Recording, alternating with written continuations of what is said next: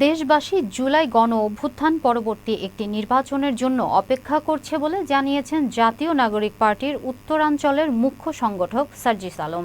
শনিবার সকালে পঞ্চগড়ের আটোয়ারী উপজেলায় নিজ গ্রাম রাখালদেবী ঈদগাহ মাঠে ঈদের নামাজ শেষে তিনি একথা বলেন। তিনি আরও বলেন, অন্তর্বর্তীকালীন সরকার প্রশাসন এবং শৃঙ্খলা রক্ষাকারী বাহিনী, বিচার বিভাগ এবং নির্বাচন কমিশন সংশ্লিষ্ট যারা রয়েছেন তারা পেশাদারিত্বের পরিচয় দিয়েছেন বছরের পর বছর ধরে।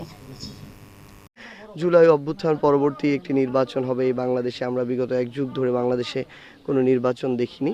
সেই জায়গায় আমরা প্রত্যাশা করি যে জুলাই ঘোষণাপত্র এবং জুলাই সনদ দেওয়ার পরপরই, যেটি তিনি জুলাই মাসের মধ্যেই বলেছেন, এরপরই মৌলিক যে সংস্কারগুলো প্রয়োজন, দুইটা সংস্কার, এক হচ্ছে পুরো দেশের স্বার্থে কিছু মৌলিক সংস্কার প্রয়োজন, আরেকটা হচ্ছে একটা স্বচ্ছ এবং সুষ্ঠু নির্বাচনের জন্য এইটার নির্বাচন কেন্দ্রিক আরেকটা সংস্কার প্রয়োজন।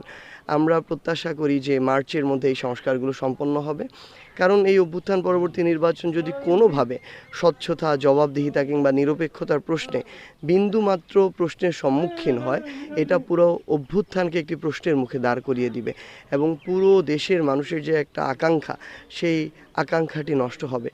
তো আমরা আমাদের জায়গা থেকে চাইব অন্তর্বর্তীকালীন সরকার এই প্রশাসন, আইন শৃঙ্খলা রক্ষাকারী বাহিনী, বিচার বিভাগ এবং স্পেশালি নির্বাচন কমিশন, এই সংশ্লিষ্ট যারা রয়েছেন তাদেরকে সেরকম দায়িত্বশীল যে মানুষগুলো যারা পেশাদারিত্বের পরিচয় দিয়ে এসেছে বছরের পর বছর ধরে, তাদেরকে দায়িত্বের জায়গাগুলোতে নিয়ে আসবেন, গুরুত্বপূর্ণ জায়গাগুলোতে,